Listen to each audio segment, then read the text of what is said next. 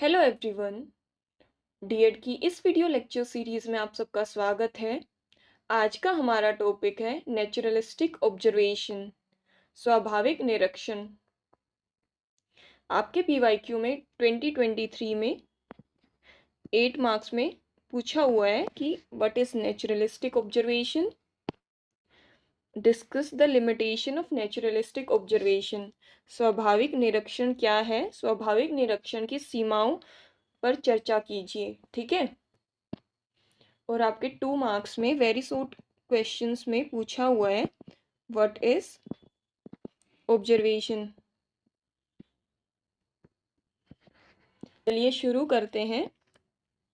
सबसे पहले हम देखते हैं ऑब्जर्वेशन क्या होती है। ऑब्जर्वेशन एक साइंटिफिक मेथड है डेटा कलेक्शन का, किसी भी सब्जेक्ट का, उसको केयरफुली वॉच करके, ठीक है, उसको ध्यान से सुन के, उसके बिहेवियर को नोट डाउन करके, उसके नेचुरल हैबिटेट में बिना किसी इंटरफेरेंस के, ठीक है, बिना किसी मैनिपुलेशन के।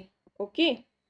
जो ऑब्जर्वेशन है वो हमेशा एक पर्पसफुल होती है, एक मीनिंगफुल होती है कि हमारा एक जो रिसर्चर होता है उसका एक स्पेसिफिक गोल होगा, उसके अकॉर्डिंग ही वो डेटा को सेग्रीगेट करेगा कि भाई उसको क्या ऑब्जर्व करना है, क्या नहीं करना है। ठीक है।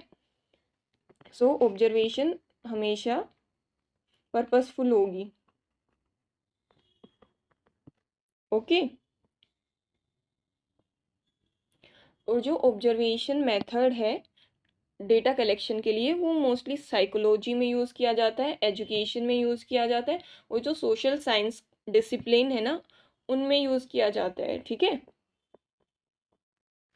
अब देखते हैं कि नेचुरलिस्टिक ऑब्जर्वेशन क्या होती है। नेचुरलिस्टिक ऑब्जर्वेशन का मतलब है किसी के बिहेवियर को स्टडी करना, रिकॉर्ड करना उसके नेचुरल एनवायरनमेंट में बिना किसी मैनिपुलेशन के। मतलब लोग होंगे ना, उनके बिहेवियर को वॉच करना, ऑब्जर्व करना उनके रियल एनवायरनमेंट में बिना किसी मैनिपुलेशन के, ठीक है, और बिना सिचुएशंस को कंट्रोल किए। बिहेवियर को नेचुरल सेटिंग्स में ऑब्जर्व करना, जैसे कि अगर मान लो बच्चे के बिहेवियर को नोटिस कर रहे हैं तो बच्चे का बिहेवियर घर पे कैसा होगा, स्कूल में कैसा होगा, प्लेग्राउंड में कैसा होगा, मार्केट प्लेस पे कैसा होगा, इन सब डिफरेंट प्लेसेस पे बच्चे का बिहेवियर कैसा रहेगा, उसको उसके नेचुरल एनवायरनमेंट में या नेचुरल सेटिंग में ही बिना किसी इंटरफेरेंस के ऑब्जर्व करने को नेचुरलिस्टिक ऑब्जर्वेशन कहते हैं। ठीक है।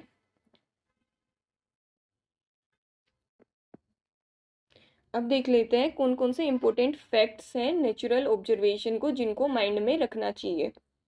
तो नेचुरलिस्टिक ऑब्जर्वेशन है वो एनालॉग जो ऑब्जर्वेशन है उसके जस्ट अपोजिट है। एनालॉग ऑब्जर्वेशन में क्या होता है कि जो सिचुएशन होती है ना, जो कंडीशंस होती हैं उनको मैनिपुलेट करते हैं, एनवायरनमेंट का मैनिपुलेशन रहता है, कहीं ना कहीं जो रिसर्चर होता है उसका इंटरफेरेंस हो रहता है। लेकिन जो नेचुरलिस्टिक ऑब्जर्वेशन है उसमें रिसर्चर का, टीचर का या फिर काउंसलर का कोई इंटरफेरेंस नहीं रहता है। ठीक है।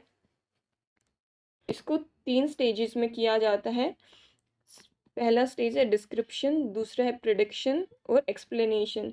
डिस्क्रिप्शन में क्या होगा, एज इट इज सिचुएशन को हम डिफाइन कर देंगे कि भाई ये हुआ है। ठीक है। फॉर एग्जांपल कि मान लो एक रवि नाम का बच्चा है जो कि डेली क्रिकेट खेलता है, ठीक है, और वो अपनी बैट और बॉल दूसरे बच्चों के साथ में शेयर कर लेता है।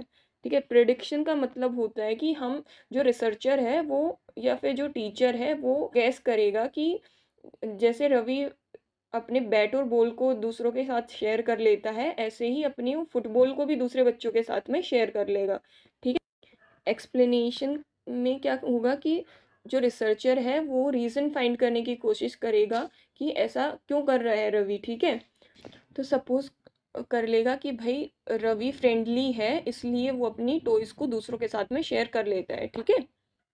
और जो रिसर्चर है उसको माइंड में रखना चाहिए कि वो एक डिटेल नोटिंग ले और डीप रिसर्च करे। ठीक है।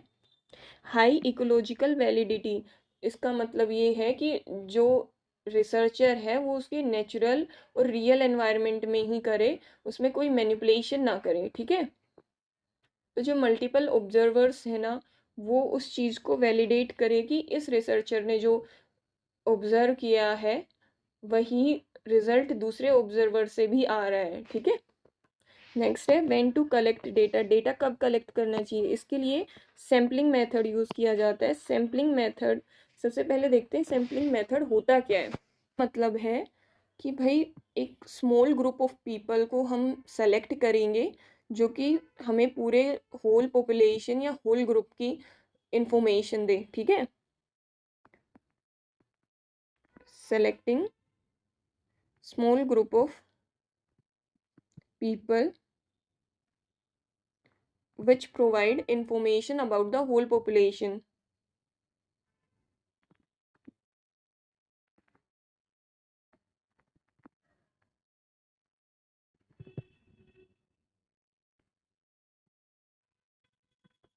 ठीक है। सैम्पलिंग मेथड का मतलब ये होता है कि हम एक छोटा स्मॉल ग्रुप लेंगे लोगों का या फिर किसी भी आइटम वगैरह का कुछ भी, फिर उसको एंटायर पॉपुलेशन पे हम अप्लाई कर देंगे, ठीक है। उस नॉलेज को जो हमें वहाँ से इंफॉर्मेशन मिलेगी उसको हम एंटायर पॉपुलेशन पे अप्लाई कर देंगे, ठीक है। अब देख लेते हैं कौन कौन से टाइप की सैम्पलिंग होती है। सबसे पहले होता है टाइम सैम्पलिंग, मीन्स कि जो रिसर्चर है ना वो किसी फिक्स इंटरवल ऑफ टाइम पे बिहेवियर को ऑब्जर्व करे।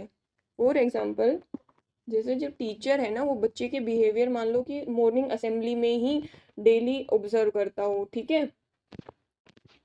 सेकंड है इवेंट सैम्पलिंग, कि एक पर्टिकुलर इवेंट पे ही बच्चे के बिहेवियर को ऑब्जर्व किया जाए। फॉर एग्जांपल कि बच्चे जब लड़ाई झगड़ा कर रहे हो तभी उन बच्चों का बिहेवियर ऑब्जर्व किया जाए कि वो बच्चे कैसे बिहेव करते हैं, ठीक है।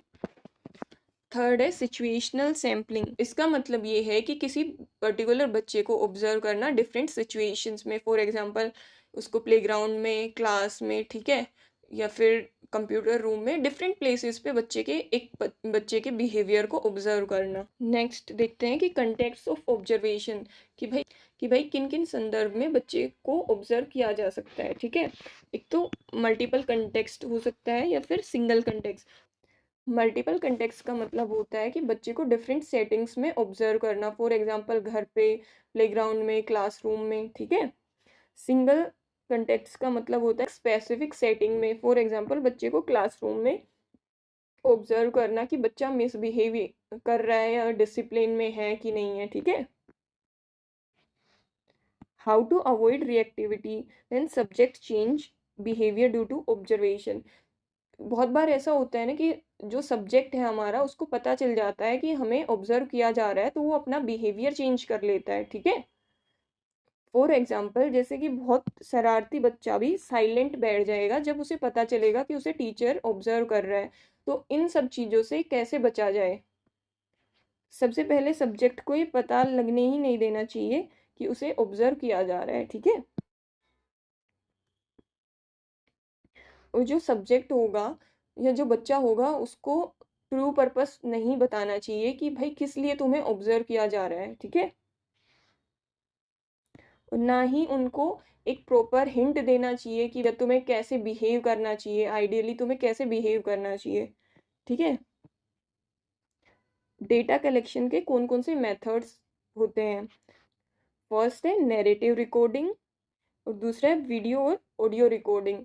नैरेटिव रिकॉर्ड्स में ये होता है कि एग्जैक्टली हम मेंशन करेंगे कि कब क्या हुआ। हम एक एग्जांपल से समझते हैं कि जैसे Ravi shouted loudly at 10:15 AM, ठीक है। तो हमने इसमें टाइम भी मेंशन किया है कि एग्जैक्टली इस टाइम पे इस बच्चे ने ये किया, ठीक है। वीडियो और ऑडियो रिकॉर्डिंग में होगा कि पहले टीचर रिकॉर्ड कर लेगा या रिसर्चर पहले रिकॉर्ड कर लेगा फिर उसको रीचेक करेगा। फॉर एग्जांपल जैसे टीचर पहले कोई भी ग्रुप एक्टिविटी को रिकॉर्ड कर लेगा अपने कैमरा में, फिर उसको ऑब्जर्व करेगा, उसको रीचेक करेगा, ठीक है। जो नेचुरलिस्टिक ऑब्जर्वेशन है उसके क्या कुछ एडवांटेजेस हैं। एक तो ये है कि भाई लोग जेन्युइन रहेंगे, रियलिस्टिक रहेंगे, अपना जो नेचुरल बिहेवियर है उसे शो करेंगे, ठीक है। और रिसर्च वैलिडेशन, हम उस चीज़ को कंफर्म कर सकते हैं एक्सपेरिमेंट से, ठीक है। रियल वर्ल्ड व्यू मिलेगा अगर नेचुरलिस्टिक लाइफ सिचुएशंस में या नेचुरलिस्टिक हैबिटेट में किसी भी चीज़ को स्टडी किया जाए तो, ठीक है।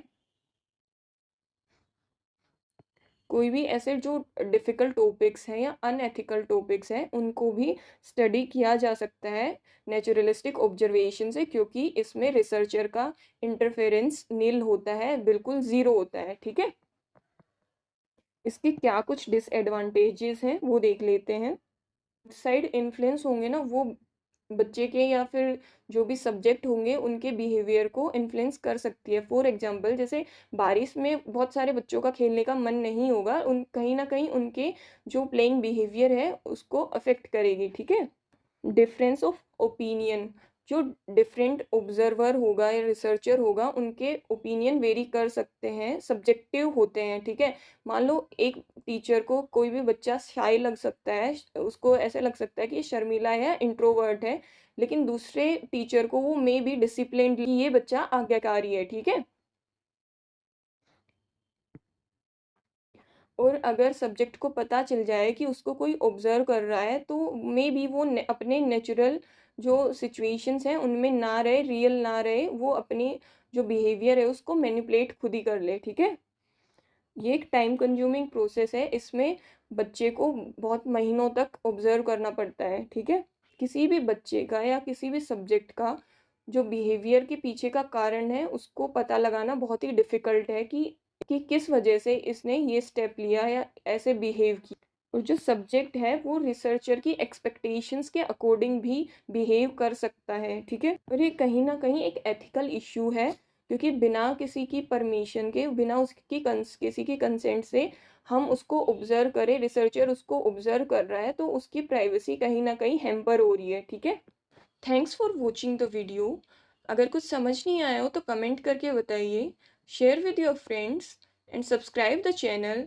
और चैनल को प्लीज़ सपोर्ट करें ताकि हम आगे भी फ्री में सब वीडियोस यूट्यूब पे अवेलेबल करवा दें। Thank you.